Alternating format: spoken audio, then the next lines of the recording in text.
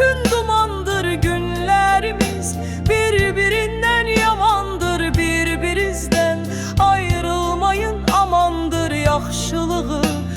Elimizden alıplar yaxşı bizi, yaman güne salıplar. Bir soruşun, bu qarğınmış felekten ne isteyir? Bu gördüğü kelekten deyne keçirt. Ulduzları elekten koy tökülsün. Bu yeryüzü dağılsın, bu şeytanlık yorğusu bir yığılsın.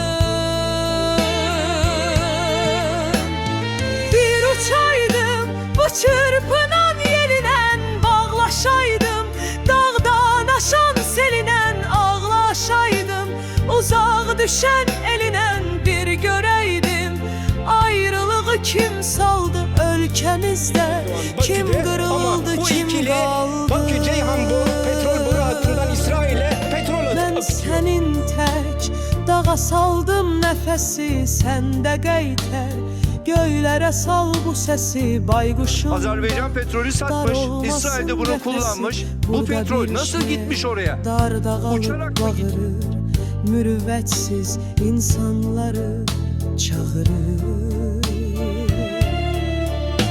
Heyder baba, göyler bütün dumandır günlerimiz. Birbirinden yamandır birbirimizden.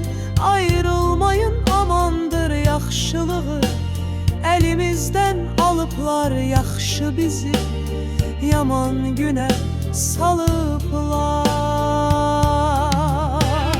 Bir uçaydım bu çırpınan yelinen, bağlaşaydım dağdan aşan selinen, ağlaşaydım uzak düşen elinen, bir göreydim ayrılığı kim saldı